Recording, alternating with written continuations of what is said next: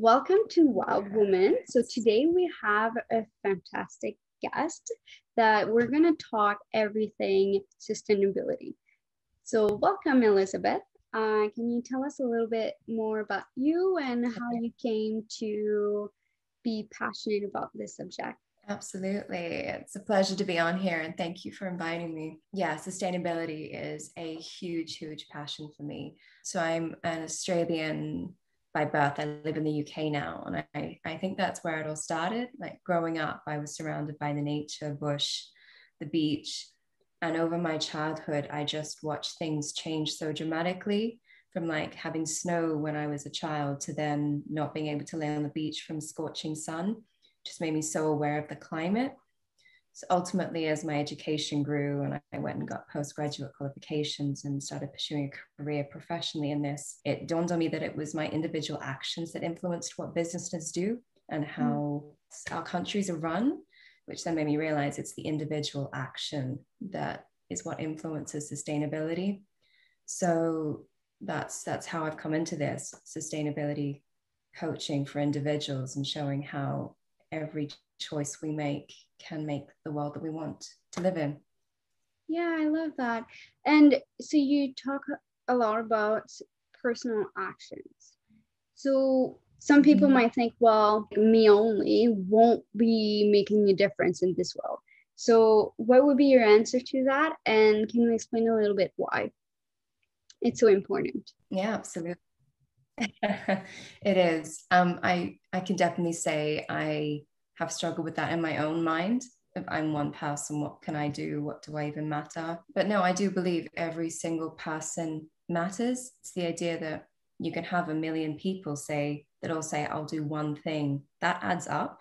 And it's everybody doing just one thing. It does accumulate, but also if a million people say, I don't matter, it doesn't matter, then nothing will change as well. I think the great analogy, as people say, is if you're sitting on a boat and it's sinking and someone else isn't spooning out water, why would you stop if you have a bucket? Just because someone has a bigger bucket or something. So it is a combined effort. Everyone has differing scales of what they can impact, but we all have a choice to do our part. Yeah. And how would you say that our actions keeps big business accountable?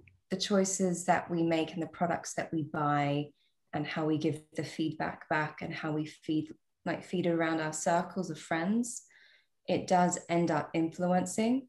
Like just calling businesses out on social media platforms, you don't have to almost attack them, but it can just be a request of we actually want this. And even stopping buying certain products for companies just sends an economic signal to them as well as a social signal. Yeah. So there are definitely many scales formats it can be done by. Yeah, and I think that most people forget that your money has power. It is a representation of your power because that's what That is so true. I completely agree businesses. with that. And I love that you 100%. mentioned talking or calling out businesses online because it has been really important in this time of age and to stand up for what you believe in.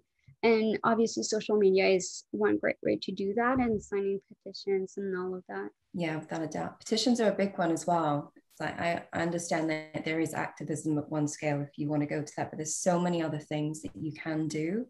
And petitions are a great one. And yeah, even just liking somebody else's post, sending a signal to a company, like if they put a comment up and you just like it, that is still doing something, and flagging something to a company that's not acceptable, we want to change.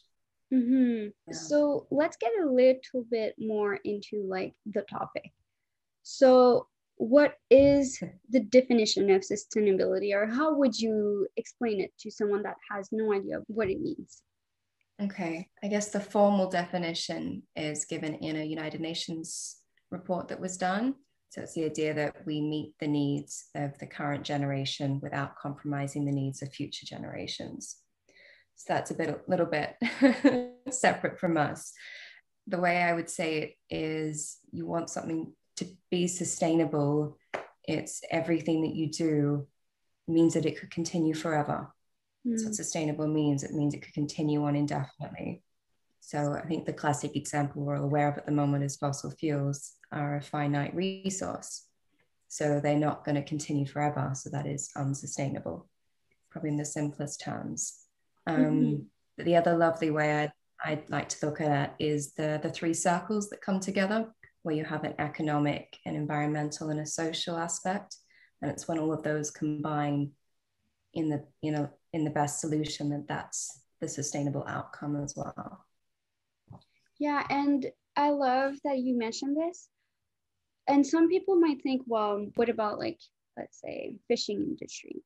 Well, it's sustainable, but the problem with it is if we're not careful with how we do it, it might not be. So for example, can you talk a little bit about like the farming industry or the fishing industry and how it has lacked in the sustainability? Yeah, absolutely. Big subjects, without a doubt. There's some great Netflix documentaries on them as well, which I would highly recommend watching, like Seaspiracy and similar. Yeah, I would say a few of them are almost down to partly unregulated practices that have been allowed to continue. But and that's what it is. It's that manufacturing industries have been able to develop without anybody checking them along the way, saying, is this actually viable for the planetary systems? Like the fact that we're looking at the extinction of a fair amount of sea life in the next couple of decades is really concerning, that nothing's being done the other way. Yeah, so I think there's a lot of room for the government to step in, for people to start looking at their practice and maybe reskilling in other industries. But in terms of like broader sustainability, that's like the environmental part. You also then have the social, where that's some people's livelihoods. And that does make it complicated, but there are definitely avenues for them to be able to move into better industries where the world can go back to a more sustainable state. And that's one thing too. Like, I'm vegetarian, but I always say to people, if I go to a country where it is local, I will be more likely to support that than if it's, brought to me over a big boat and it has the potential of like killing hundreds of thousands of fish or other animals. Because the problem with right now with the fishing industry is they use really big fishing lines or fishing net, and then any kind of sea animals can get stuck in it and they can die. So that has occurred with like dolphins. And another thing too is that always breaks my heart, and it's a little bit another subject, but when I see pictures of sea turtles with plastic around their head, they're stuck in it, that breaks my heart. So I guess let's move on to plastic consumption since we're on the topic. Yeah, very closely intertwined. Plastics, I would say, in a way, has sort of been the main focus for a lot of people the past few years. And I could say, I think a lot of people go between. You have some environmentalists that are like, why are we just worried about plastic straws when there's so much else going on? You do break it down. It's a post the other day. I think it comes down to, don't quote me on this, but we consume between like 4 to 10 kilograms of plastic each year just through the foods that we're eating. It's a shame that it's a huge shame that like plastic was a great revolutionary thing a couple of decades ago, but is now being so mass produced and doesn't break down very quickly or in an environmentally friendly way. Yeah. And we're still using it. Yeah, it's a huge concern. Like, as you said, for animals in particular, it's coming into our food streams. It's impacting us. They're now finding it they're finding now in fetuses inside women. It's like, it's a huge issue, but there is things that we can all do to reduce that. Like zero waste shops are starting to pop up. You can buy your fruit and vegetables not in packaging. And if you do buy things, as you were saying, I see like seals with the plastic thing around their neck that's cutting in, which is horrible. But you can cut that up before you put it in the bin. Yeah. So I think there's a lot of changes we could all make very easily that would massively help in the plastic sphere. And so obviously I did some research for this episode, And one thing that blew my mind is I read that only 9% of recycled plastic is actually recyclable. So that's crazy. Yeah, it's insane. It's shocking, isn't it? And the one that always gets me is takeaway paper cups that people get. They have a plastic lining in them, so you can't actually recycle them. That's these things that we think we're doing okay, but then you realize something isn't as it seems. Yeah. Yeah. Huge shame. And it takes like 500 years to disintegrate. And when you think about that, like that's so long with the amount of plastic that we're consuming. And like you said, we don't even realize how many products have plastic in it. Like I just learned that some of our like beauty products have microplastic in it, like micro beads, I think they called. Yeah. Yeah. I remember growing up and you would use it to exfoliate, and now you're like, oh wow. I was not generating waste. Yeah, and it's concerning. There's so many chemicals in our beauty products that are so toxic for the environment. One thing that I learned about recently was the sunscreen that we use can actually kill our coral reef. And so to make sure that like you buy sunscreens that are safe for the ocean. Do you have any other like beauty tips on how to be more sustainable and safe for the environment? Yeah, absolutely. Again, completely like varying scales and pick and choose what you want and can fit into your lifestyle. First one is, as you said, the products that go into the beauty items that we consume is incredible. I almost dare people to go and look at what they have in their cupboard and actually read the ingredients and look at what they are. It's quite concerning. But on the varying scales, the next step down is maybe go and research some companies that are organic, animal cruelty free. They are out there, and see if there's one that suit your skins. The next one from that is you can start looking at making your own as well. There's so many great books and resources out there online where you can go make your own facials or your own toners or hair products. And even if you just make one and make some changes in another, you're still doing a great, great thing. The waste is the other one that comes into that as well, is how much plastic we consume and maybe changing it one thing at a time. So if you don't want to get a bamboo toothbrush, go and look at getting a compostable floss or mouthwash tablets rather than a bottle in a plastic bottle of mouthwash, and like hand soap instead of a plastic bottle, or a shampoo bar. And even if you do one thing and just build it up over a year, however long it takes, it's a great shift in all areas then. Yeah. And one thing that I've been like trying to do more is like refill. Oh, yes. They are such a great thing. That's like it's just starting to pop up in the UK. And I think that's a big part that's important too, right? In sustainability is how can you make sure that you're not just replacing it every day, but how can you make sure that you're going to actually use it for longer? Oh, that is so, so true. There's the pyramid triangle in the sustainability sphere of like reduce your need. It's like reduce, repair, reuse, recycle. It's like the whole hierarchy that comes through, and it's like, yeah, you may have a piece of plastic in there at the moment, but just keep using it if you can. Yeah. And then if something goes wrong, you have another product.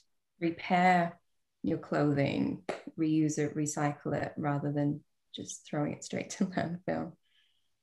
Yeah. So we talked a little bit about like home product. Do you want to talk a little bit more about like our water usage in our home? Yes. I think in developed nations, we're quite fortunate that we all have it plumbed pretty much to our house, and it is treated. So I don't think there's enough emphasis put on how much we use. I know some people may stand and brush their teeth with it going, which is a shame because water scarcity is becoming an issue. I think we saw that recently in Cape Town, where they were on a countdown because reservoirs were going down, and climate change is playing a huge part in that. So water usage and our care for it needs to have more emphasis put on. In terms of in the household, it does come down to your main things of showering, washing, and how you clean and washing up. It's the idea that if you are doing washing, easiest thing to do is just put it on a 30 or a 40. Not everything needs to go on a 60 wash. And also not everything needs to be washed every time either. I think the days ago we need to wash your pair of jeans every time you've worn them once. And it does add up over time, without a doubt. And also just shorter showers. I think, yeah, we do need to start respecting water for the precious resource that it is, especially with pollution that's going around. I know everyone thinks the water cycle cycles, and it does. But things, there's a lot of pollution going on. Our actual drinkable water, like reservoir globally, I would say is diminishing. Yeah, I learned that each minute that you are in the shower uses 10 to 20 liters of water. That's a lot of water. You might not even realize it, right? Sometimes some people stay in there for like 20 minutes. Well, do you actually need to stay in there for 20 minutes? 100%. And then you have baths as well. I know that's probably one of my weaknesses, and it's the awareness of how much water is just in one bathtub that someone else could be drinking. Yeah, it's just an awareness of that is very helpful. Just 1 minute off for one less bath. Yeah. And one thing too, I think that really frustrates me is when people like water their plants or their grass for like an hour instead of just doing it for like 5 minutes. They just leave it on. Yeah, it doesn't make sense. The other one to that is the idea that people, I know that we like lawns, but the idea that you could also have a native species that's suited to the climate that maybe don't need that much water as well is a nice way to try and lower that water usage. That is true. I've never thought about that. Rewilding's, yeah, I think it's just come up. I'm not sure. I'm starting to notice it more around London, and when I'm traveling, that little pockets of land are starting to become like rewild, and English wildflowers are coming through to help the bee population come through. And it's lovely to see. And so what is the link between climate change and sustainability? So climate change has come through from the scientific community that it is anthropogenic, meaning it's caused by humans. So I think that's a very worldwide accepted thing now, that it's humans that are causing climate change from how we're living on the planet. So the tie into sustainability is the contributing factors to why the climate is changing is the use of fossil fuels and the carbon dioxide that's going into the air, which is influencing the heat being retained and it's warming it. So as I said at the beginning, fossil fuel use isn't sustainable. There is only a finite amount of it available in our little blue dot in space. So we need to switch to other products, or like renewable energy sources, whatnot. But what's coming through as well, like with the Sustainable Development Goals from the United Nations, is that it's not just an energy thing, it's an equality thing, it's a biodiversity thing. All of these things almost need to be repaired along the way. So although fossil fuels is the key issue for climate change, there's so many other like earth systems that have failed that we almost haven't been great custodians of to date. And we need to now go back to more sustainable practices to create a better world for ourselves. Yeah. And would you say that deforestation is a big part of the climate change as well? Yeah, it's definitely a part of it. Like it's been quite a shame to see this week that the Amazon is now being said to be a source of carbon dioxide release rather than an absorption factor of it. And it's always been referred to as the lungs of the earth. So that's quite a shame to see that come through. But in addition to deforestation, mangroves and wetlands they absorb a lot of carbon as well, almost more so than trees. And the fact that we're clearing them out of those, say, ports or hard edges is also, it's also damaging. So yeah, the destruction of habitat is how I put it, is a huge contributing factor. We prioritize the industrial growth over the environmental. 100%. That's what I think has happened to date. And that's where that three triangle thing needs to come into the ethos of more companies, where it is the environmental, the social, and the economic balance together. To understand that most of them in democratic societies, capitalist potentially, that is an aspect of it, but it is in no means the dominating one at all. So it needs to be considered, but we can definitely do better. Yeah. What are your best tips for someone that is just starting and feels a little bit overwhelmed by all of this information? What would be your best tips for them to become just a little bit more sustainable in their life? Best one I'd say is go, if you need things, go try buying them secondhand or from an op shop. It makes a huge difference that you're buying into the reuse economy, which is, it's wonderful to definitely do that. Next one is definitely look at how you eat. And that can mean you just try one vegetarian meal or try one vegan meal even, or try and bake a cake with a flax or chia egg instead of a normal egg. I would definitely say start to try and look at how to change your diet a little bit to be less impactful on the environment and also for animal reasons as well. Final one I'd say is if you own your home or have any ability to influence how you source your energy, try and see if you can switch to a green energy provider. I can only speak for the UK, but I know that there's like the costs are nearly the same or even less, I've found for some. But it makes a huge difference, and you're pretty much putting a clear signal out there to say, yeah, I want renewable energy and a better future in that space. So I'd say they're the top three things. There's so much. And for people that don't understand the link between being vegetarian and vegan and then sustainability, can you explain a little bit how one helps the other? Absolutely.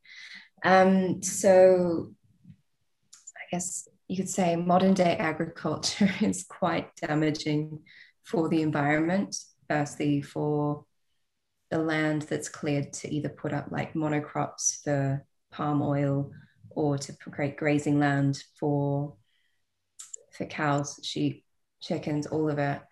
It's extremely devastating. I think stats close enough. It's almost it's like 80% of land that's cleared is for the maintenance of the meat that we eat, which we don't need to eat that much. I do respect people's right and need to eat it if they wish, but not in the levels that we do.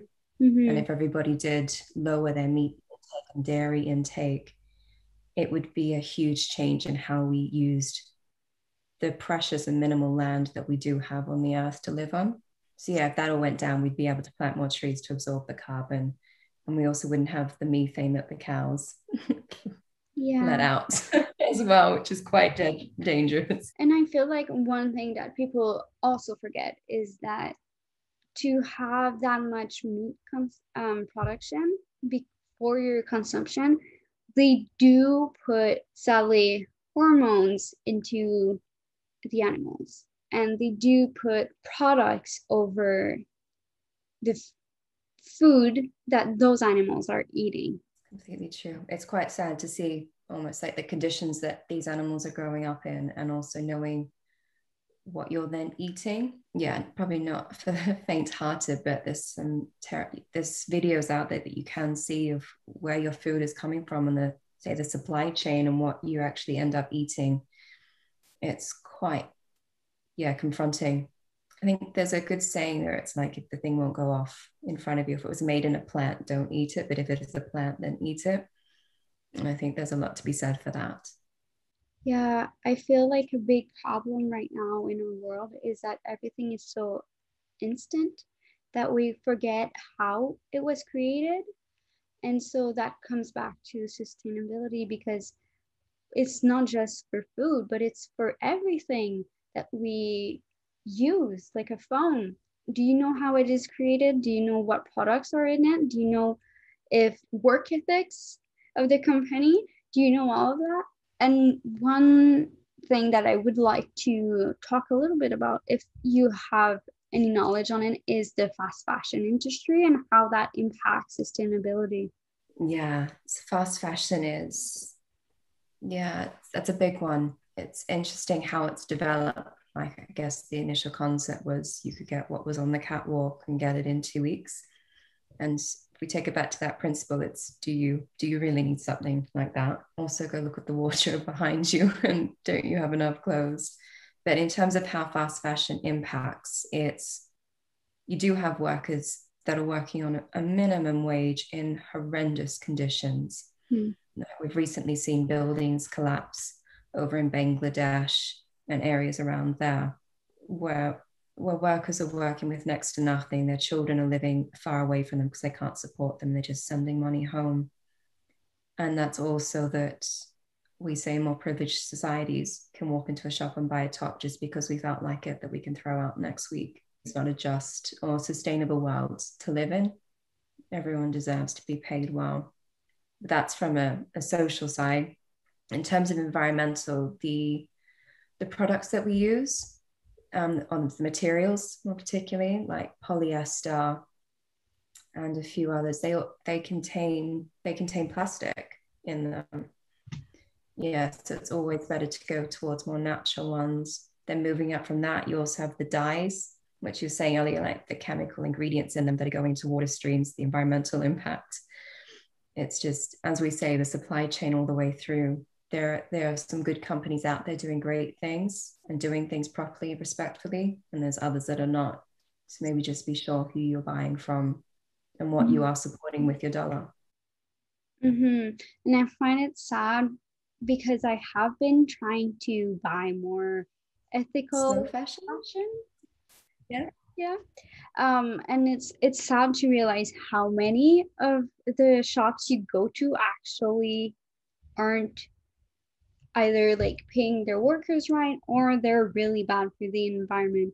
And if you think about it, most people, like you mentioned, are not going to keep their clothes for long, and we end up with like 92 million tons of textile waste every year. And that's so much. And I love that you mentioned the dyes and chemicals, because that comes back to the social part of it too, right? If the workers are not working in good conditions, well, obviously they might get sick from those dyes because it's toxic. Yeah. And I think if you have been as well, so it's definitely happening. Yeah. So thank you so much for this beautiful conversation. Is there any subject that we didn't touch on that you would like to talk about, or did we cover most of everything? I think you've got a lot of it. I think you're most of it. There's so many different things, but no, we've done great. It was a great chat. Thank you. Yes, I feel like with a topic like this, you can go on for so long, but I love our conversation. And so where can someone find you if they do realize, oh my God, I'm not sustainable enough, I want to better my impact on the planet? Where can they find you? Thank you. Yeah, so I am on Instagram at I am Elisabeth McLaughin, and I'm also on Facebook under Elisabeth McLaughin. Yeah, Awesome. I look forward to meeting everyone. Thank you so much for doing this with me. Oh, it was great. Thank you for having me. It was lovely.